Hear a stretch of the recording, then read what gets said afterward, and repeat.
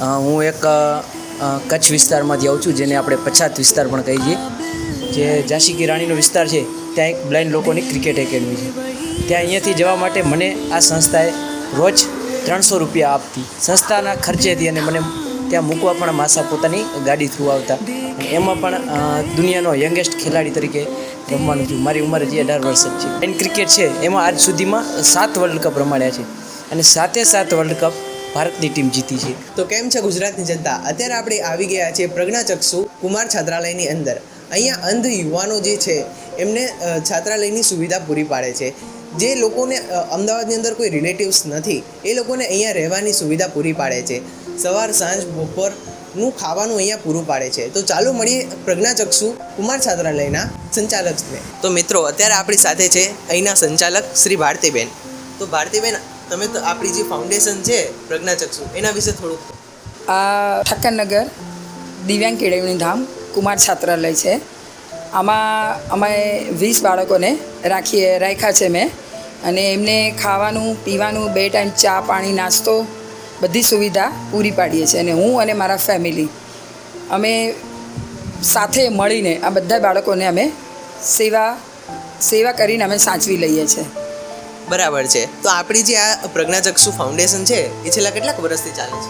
અને અમારે થયા છે 15 મહિના થયા છે. 15 મહિના થઈ ગયા. હા, 15 મહિનાથી આ સંસ્થાને અમે ચાલુ રાખી છે અને ચાલુ જ છે. અને આગળ પણ મારો ધ્યેય એક જ છે. એકચ્યુઅલી મારે પણ 2 બાળકો છે, એક બેબી અને એક બાબો. બંને ટોટલી બ્લાઇન્ડ છે. એટલે મને એવું થયું મનની અંદર કે બસ મારે હવે કાંઈ જ કરવું નથી. મારે ને મારા ફેમિલીએ ફક્ત ને ફક્ત મારા 2 બાળકોને ધ્યાનમાં રાખી અને બીજા 18 બાળકોની સેવા જ કરવી છે. 18 ને 20 બાળકોને મારે સાચવવા છે અને એમને બધી સુવિધા પૂરી પાડવી છે. અને 20 બાળકો મારા પોતાના છે, એમ મારા પોતાના બાળકો છે એમ સમજીને જ લાઈફ ટાઈમ જીવું ત્યાં સુધી મારે ફક્ત સેવા જ કરવી છે. હા, તમે બહુ સરસ વાત કરી કે બાળકોની સેવા કરવી, એ પણ ભણવાના કાર્યમાં. અને અંધ બાળકોની સેવા કરવી આ બહુ એક મોટું કામ છે. અને તમે આ જે કામ કરો છો એનાથી અમારા જે દર્શકો છે એ પણ ઘણા બધા મોટિવેટ થશે અને આ સેવા કાર્યમાં મદદ કરવાનું પણ કરશે. તો હવે તમે એમ કહો કે આપણી જે આ જગ્યા છે એ જગ્યાનું લોકેશન શું છે? આ જગ્યાનું લોકેશન છે દિવ્યાંગ કેળવણી ધામ કુમાર છાત્રાલય, બંગલા નંબર 4, ધામીના કારખાના પાસે, ઉમિયા ભવન શેરી, આસારામ આશ્રમની બાજુમાં. બરાબર. અને મારા બંને મોબાઈલ નંબર પણ હું તમને આપીશ. તો તમે જેમ લોકેશન સાંભળ્યું એ પ્રમાણે તમે અહીંયા આવી શકો છો અને બાળકોની મુલાકાત પણ લઈ શકો છો. હવે ચાલો આપણે મળીએ અહીંના બાળકોને. તો અત્યારે દર્શકો, તમે જેમ જોઈ રહ્યા છો, આ આપણા ભારતીબેનની ફેમિલી છે. ચાલો એમના બંને બાળકોને મળીએ. સૌથી પહેલાં તમારું નામ? નમસ્તે, મારું નામ રાજ વાઢેર છે. રાજભાઈ, તમે હું અત્યારે જોતો તો તમે મોબાઈલ ઓપરેટ કરતા હતા. હાજી. તો તમે કઈ રીતે કરો છો? એની તમે કઈ શિક્ષા લીધી છે? ના, એકચ્યુઅલી દરેક એન્ડ્રોઈડ ફોનની અંદર એક સોફ્ટવેર આવે છે ટોકબેક નામનું. એ ગૂગલ દ્વારા જ પ્રોવાઈડ કરવામાં આવેલું હોય છે. તો એને ચાલુ કરી દો ને, એ પછી અમે ફોન યુઝ કરી શકીએ. બરાબર છે. તમે કમ્પ્યુટર પણ યુઝ કરો છો? હાજી. તો બેન, તમારું નામ શું છે? મારું નામ વાઢેર શ્વેતા છે. તમે અત્યારે શું કરો છો? હું એકચ્યુઅલી પ્રોફેશનલ સિંગર છું અને ક્લાસિકલનું મારું સ્ટડી ચાલે છે, લાસ્ટ યર છે. બહુ સરસ વાત છે. તો ચાલો હવે આપણે મળીએ અહીંના જે બીજા છાત્રો છે જે ભારતીબેનની જોડે રહે છે એમને. તો મિત્રો, અત્યારે આપણે ઉપરના ફ્લોર ઉપર આવી ગયા છીએ અને અહીંયા કેટલાક બધા છાત્ર છે. તો ચાલો આપણે એમના નામ પૂછીએ અને શું કરે છે એ પૂછીએ. તમારું નામ શું છે? મારું નામ રાજેશ છે. હું કોલેજ કરું છું. તમે કોલેજ કરો છો? હા, સેમ 3માં. સેમ 3માં. તમારું નામ શું છે? મારું નામ ખસિયા અમીર છે. ગામ દિયાલ, તાલુકો મહુવા, જિલ્લો ભાવનગર, સૌરાષ્ટ્ર, કાઠિયાવાડ. અને MA કરું છું, ફર્સ્ટ યર. બરાબર છે. ભાઈ, તમારું નામ શું છે? પ્રકાશ શાહ. હું કોલેજ કરું છું, સેમ 3માં. સેમ 3માં કોલેજ કરો છો. રાજભાઈ, તમારે? જેમ ઉપર કીધું એ મારું નામ રાજ વાઢેર છે. હું હાલમાં સેન્ટ ઝેવિયર્સ કોલેજમાં TY BA ગુજરાતી લિટરેચર સાથે કરું છું. ભાઈ, તમારું નામ શું છે? ચૌહાણ જેનિશ, અને હું BSM 1માં કોલેજ કરું છું. બરાબર છે. ભાઈ, તમે શું કરો છો? મારું નામ છે માલજીભાઈ SR મહેતા, BA સેમ 3માં છું. બરાબર છે. ભાઈ, તમારું નામ? મારું નામ અશ્વિન રાજપૂત છે. હું સ્વામિનારાયણ આર્ટ્સ કોલેજમાં અભ્યાસ કરું છું, TYમાં. બહુ સરસ વાત છે. મારું નામ રાઠવા મહેન્દ્ર છે અને હું BA સેમ 3માં અભ્યાસ કરું છું. બરાબર છે. ભાઈ, તમારું નામ? મારું નામ મહેન્દ્ર દરજી છે અને હું BA SYમાં છું. મારું નામ ઠાકોર નિકુલ છે. Gujarat university LD engineering school of social સાયન્સમાં સેમ 3માં હિસ્ટ્રી વિષય સાથે એમએ કરું છું. અરે બહુ સરસ વાત છે. ભાઈ તમારું નામ?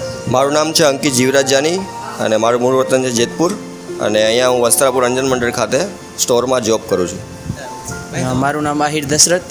હું SYF સેમ 3માં BA સાથે અભ્યાસ કરું છું. તો બહુ સરસ વાત છે. અહીંયા તમે જેમ જોયું વધારે પડતા આપણા જે છાત્રો છે એ અહીંયા સેમ 3માં કે અલગ અલગ કોલેજોમાં ભણતર કરે છે અને અમુક લોકો જે છે જોબ પણ કરે છે. તો ચાલો હવે જાણીએ કે એમની દિનચર્યા જે છે કેવી હોય છે.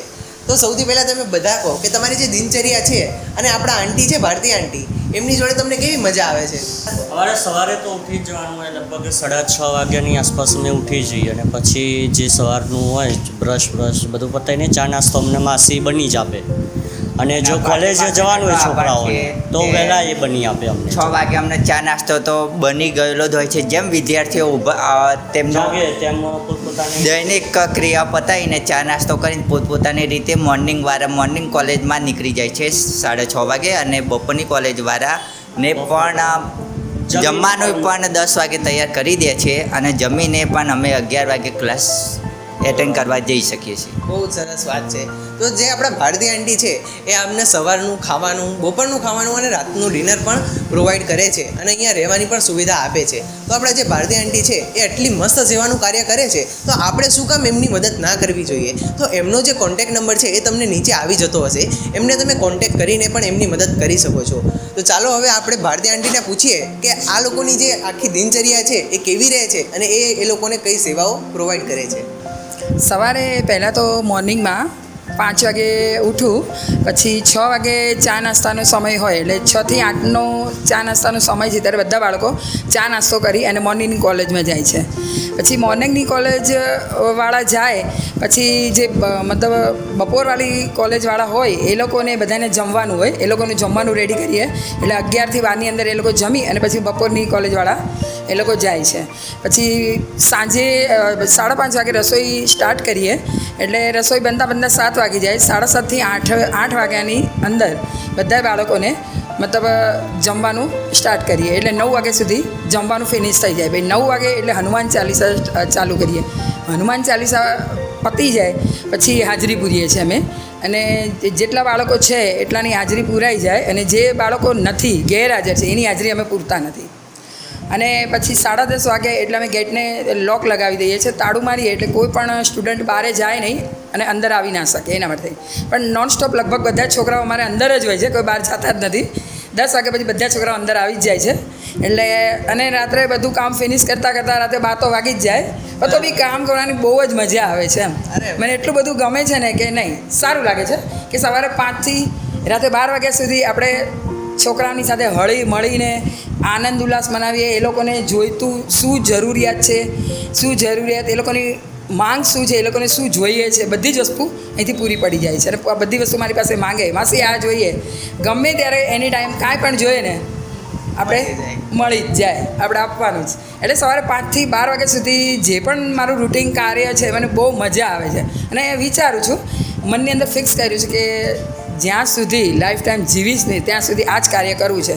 અને આ કાર્ય કરવાનો એક હેતુ તો મેં બંને બાળકોનું કીધું બરાબર. અને હજુ મારા પાસે 20 છોકરાઓ છે, હજુ મારી ગણતરી 50 કરવાની છે. અગર સહયોગ તમારા લોકોનો જો સાથ ને સહયોગ સારો એવો મળી ગયો તો 50 બાળકોની સેવા કરવા માટે વિચાર. તો જેમ તમે લોકોએ સાંભળ્યું આપણા ભારતી આંટી સાથે, એમનો જે હેતુ છે એને તો આપણે આગળ લઈ જ જવો પડશે અને એમને મદદ કરવા માટે તમને નીચે કોન્ટેક્ટ નંબર અને અહીંનો એડ્રેસ પણ તમને મળી જશે. તો તમે એમની હેલ્પ પણ કરી શકો છો અને ખરેખર એક બહુ જ પુણ્યનું કામ છે જે ભારતી આંટી કરી રહ્યા છે અને આપણે એમને સહયોગ આપવો એ આપણી ફરજ બને છે. તો ચાલો એમની મદદ કરીએ અને જાણીએ કે કઈ રીતે અહીંયા જે બાળકો છે એ એડમિશન લે છે અને કઈ રીતે એમને અહીંયા બધી સુવિધાઓ પૂરી પડે છે. તો અહીંયાની એડમિશન લેવાની પ્રોસેસ ખૂબ જ સહેલી છે. તમે આ સંસ્થા ઉપર ફોન કરીને અથવા તો રૂબરૂ આવીને કેટલાક ડોક્યુમેન્ટ્સ રિક્વાયર હોય છે એમાં જેમ કે બ્લાઇન્ડ સર્ટી છે, આધાર કાર્ડ છે, તમે જ્યાં પણ સ્ટડી પૂરું કર્યું હોય એનું લિવિંગ સર્ટિફિકેટ અથવા માર્કશીટ છે અને ફોટોસ એ લઈને આવી શકો ને. અહીંયા ફોર્મ હોય જ છે, એ ફોર્મ ભરીને તમે અહીંયા એડમિશન પ્રાપ્ત કરી શકો છો. તો મિત્રો અત્યારે આપણને અહીંયા એક ભાઈ મળ્યા છે અને એમને જે એજ્યુકેશન કર્યું છે એના વિશે આપણે જાણીએ કે એમને એનું પ્રોત્સાહન ક્યાંથી મળ્યું અને એ કઈ રીતે પૂરું કરી શક્યા. હા, ફર્સ્ટ તો મારું નામ રાઠવા મહેન્દ્ર છે અને હું નેટ અને જીસેટ બંને પરીક્ષા પાસ કરેલ છે. જે પરીક્ષા પાસ કરવા પાછળ ભારતી માસી અને એમના હસબન્ડ છે એ બહુ મને સાથ ને સહકાર આપ્યો હતો અને એમના માર્ગદર્શનથી હું આ પરીક્ષા પાસ કરી શક્યો છું. એટલા માટે હું એમનો અને એમના પતિશ્રીનો ખૂબ ખૂબ આભાર માનું છું. બહુ સરસ વાત છે. તો તમે અહીંયા જોયું કે તમને ખાલી અહીંયા રહેવાની અને એ સુવિધા નહીં, પણ તમને અહીંયા આગળ શું ભણવું એના માર્ગદર્શન પણ મળે છે અને ભણવા માટેને તમને એક પ્રોપર એન્વાયરમેન્ટ પણ મળી રહે છે. તો મિત્રો અત્યારે આપણી સાથે છે દશરથભાઈ અને દશરથભાઈ એક બહુ જ ઇન્ટરનેશનલ ક્રિકેટ પ્લેયર પણ છે અને બહુ સારા ક્રિકેટ પ્લેયર છે. તો ચાલો આપણે જાણીએ કે એમની સ્ટોરી શું છે. હા, સૌપ્રથમ તો મારું નામ આહિર દશરથ છે. હું એક કચ્છ વિસ્તારમાંથી આવું છું, જેને આપણે પછાત વિસ્તાર પણ કહીએ છીએ. બરાબર. જે વિસ્તાર એવો છે કે જ્યાં કશું જ આપણને મળતું નથી. ત્યાં હું 1 થી 12 અભ્યાસ કર્યો અને એના પછી અહીંયા આવ્યો. જેમ કે ક્રિકેટની મારી જર્ની તો 2 વર્ષ પહેલાં સ્ટાર્ટ થઈ હતી. હું અહીંયા આવ્યો, મને ખબર પડી જેમ મિત્રો આપણે નોર્મલ ક્રિકેટ હોય છે, જેમ નોર્મલ રમતા હોય છે, એમ અમારે એક બ્લાઇન્ડ લોકોની પણ એક ક્રિકેટ છે અને એનું એક ફેડરેશન પણ છે. અને એક વિશેષ વાત એ છે કે જેમ નોર્મલ લોકો આપણે 2024માં વર્લ્ડ કપ જીત્યા, એનાથી વિશેષ એ છે કે જે બ્લાઇન્ડ ક્રિકેટ છે એમાં આજ સુધીમાં 7 વર્લ્ડ કપ રમાડ્યા છે અને 7 વર્લ્ડ કપ ભારતની ટીમ જીતી છે. એક પણ મેચ હાર્યા વગર આજ સુધીનો રેકોર્ડ છે. ભારત 298 મેચ રમી છે, એક પણ મેચ હાર્યા વગર 298 મેચ જીતી છે. સાથે હું કચ્છની ટીમ છે એનો કેપ્ટન પણ છું અને ગુજરાતની ટીમમાં 7 વખત રમી ચૂક્યો છું. હમણાં ઇન્ટરનેશનલ રમવાનો છું. આની પાછળ જો રીઝન કહું કે ઇન્ટરનેશનલ રમવાનું, તો અમારે અહીંયા અમદાવાદમાં આપણે જે ઝાંસી કી રાણીનો વિસ્તાર છે ત્યાં એક બ્લાઇન્ડ લોકોની ક્રિકેટ એકેડમી છે. ત્યાં અહીંયાથી જવા માટે મને આ સંસ્થાએ રોજ 300 રૂપિયા આપતી, સંસ્થાના ખર્ચેથી, અને મને ત્યાં મૂકવા પણ માસા પોતાની ગાડી થ્રુ આવતા. ઘણી બધી મને હેલ્પ કરી છે. ક્રિકેટ કિટથી લઈને બહાર રમવા જવાનું હોય તો સપોર્ટ પણ કર્યો છે. એ જ કારણથી હું આજે હમણાં આવતા મહિનામાં અથવા એના પછીના મહિનામાં, ડેટ હજી ફિક્સ થઈ નથી, ખાલી ટીમ મેનેજમેન્ટ નામ જ જાહેર કર્યા છે. શ્રીલંકા ખાતે કોલંબોમાં હું ઇન્ટરનેશનલ ઇન્ડિયા તરફથી રમવાનું છું અને એમાં પણ દુનિયાનો યંગેસ્ટ ખેલાડી તરીકે રમવાનું છું. મારી ઉંમર હજી 18 વર્ષ જ છે. બહુ જ સરસ વસ્તુ છે. 18 વર્ષના આપણા યુવાન જે છે ઇન્ટરનેશનલ ક્રિકેટમાં રમવા જઈ રહ્યા છે. લગભગ આવતા મહિને કે એના પછીની ડેટમાં એ શ્રીલંકા જવાના છે અને ત્યાં આપણા ઇન્ડિયા તરફથી ઇન્ટરનેશનલ ક્રિકેટ રમવાના છે. અને એ ઇન્ડિયાના તો છોડો કે ક્રિકેટ ઇતિહાસના સૌથી યંગેસ્ટ ખેલાડી હશે જે ઇન્ટરનેશનલ ક્રિકેટ રમવા જઈ રહ્યા છે, એ પણ બ્લાઇન્ડ લોકોની. અને એમણે સરસ વાત કીધી કે બ્લાઇન્ડ લોકોની અંદર જે આપણી ક્રિકેટ થાય છે એની તો આપણને ખબર જ નથી. આપણું ઇન્ડિયા 2024માં વર્લ્ડ કપ જીતું, પણ છેલ્લી 7 વખતથી આપણે ઇન્ડિયાની ટીમ જે છે બ્લાઇન્ડ લોકોની એ ઇન્ટરનેશનલ ક્રિકેટ રમવા જાય છે અને 7 વખત આપણું ઇન્ડિયા જે છે એ વર્લ્ડ કપ જીતું છે. તો આ એક બહુ જ સરસ વસ્તુ છે. અને આપણા જે ભાઈ છે એ ઇન્ટરનેશનલ ક્રિકેટ રમવા જઈ રહ્યા છે, તો તમને બહુ જ અમારા તરફથી શુભકામનાઓ અને શુભેચ્છાઓ. અને તમે આપણા ઇન્ટરનેશનલમાં ઇન્ડિયાને રિપ્રેઝેન્ટ કરશો એ અમારી દુઆઓ છે. 100% હું મારા થતો પ્રયત્ન કરીશ. મને વિશ્વાસ છે હું 3-4 વર્ષ જેટલા વર્ષ આ સંસ્થામાં રહીશ. સંસ્થા પરિવાર વતી મને સારો સપોર્ટ મળતો આવ્યો છે અને મળતો રહેશે. સાથે સાથે હું જે પણ મિત્રો દર્શક જોવે છે એમને એક નાનકડી રિક્વેસ્ટ કરીશ કે જેમ આપણે નોર્મલ લોકોની ક્રિકેટ જોઈએ છીએ એમાં પ્લીઝ એકવાર આપણે થોડોક સમય કાઢી અને બ્લાઇન્ડ લોકોની ક્રિકેટ, ફૂટબોલ બધું થાય છે, આપણે એકવાર જોઈએ તો આપણને અંદાજ આવે કે બ્લાઇન્ડ લોકો ક્રિકેટ કેવી રીતની રમે છે, શું રમે છે. તો બધે દર્શક મિત્રોને એક મારી નાનકડી રિક્વેસ્ટ છે, એકવાર અવશ્ય જોજો કે કેવી રીતની રમાય છે.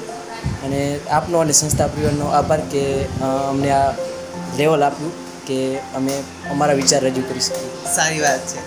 તો જેમ આપણે કીધું, પ્રજ્ઞાચક્ષુ જે કુમાર છાત્રાલય છે અહીંયા બાળકોને બધી જ વસ્તુઓમાં પ્રોત્સાહન કરવામાં આવે છે. એ ભણવાથી લઈને ક્રિકેટની રમત પણ હોઈ શકે. અને એમણે જેમ કીધું કે આપણે ક્રિકેટ તો જોઈએ છીએ, પણ આપણે જે નોર્મલ ક્રિકેટ જોઈએ છીએ, પણ બ્લાઇન્ડ લોકોની ક્રિકેટ, ફૂટબોલ, બેડમિન્ટન બહુ જ બધી રમતો થાય છે એ તો આપણે જોતા નથી. તો આપણે એ પણ જોવું જોઈએ અને એમને પણ પ્રોત્સાહન આપવું જોઈએ આગળ રમવા માટે. અને આપણા જે દશરથભાઈ છે એમને તો આપણી શુભકામનાઓ રહેશે જ. અને ચાલો હવે આપણે વિદાય લઈએ અહીંથી. અને વિદાય લેતા પહેલાં આપણી જે ચેનલ છે એને લાઈક અને સબસ્ક્રાઈબ કરવાનું ભૂલતા નહીં. તો ચાલો મળીએ તમને બીજા વિડીયો સાથે.